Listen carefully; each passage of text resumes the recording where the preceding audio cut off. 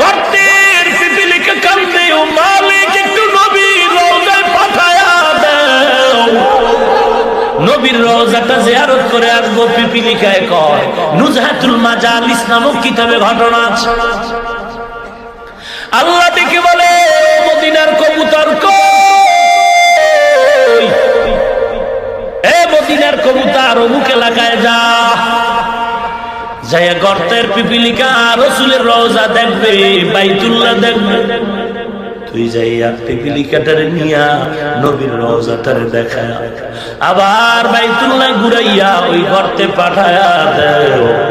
গর্তের পিপিলিকা নবীর পাগল হয়া কান্না করে দেখার জন্য পাগল।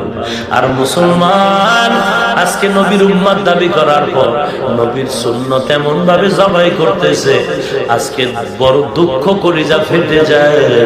আজকে বিধর্মীরা নবীর নামে অনেক জায়গায় শ্রদ্ধা করে, কিন্তু মুসলমান নামদারীরা নবীর সুন্নতকে কোনো পরোয়াই করে না।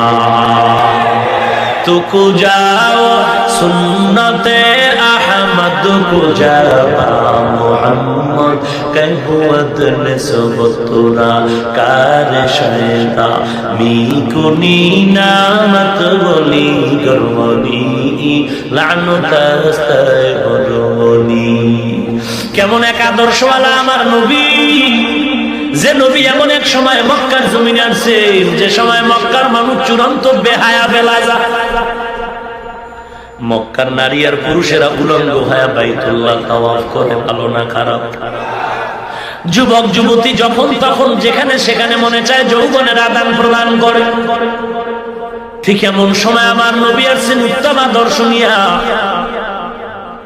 এমন উত্তম আদর্শ পেয়ে মক্কার বেহায়া মানুষগুলো এত দামি হয়ে গেল, এখন তাদের নামের শেষে শব্দ বাড়ায় লেখা হয় সাহাবী।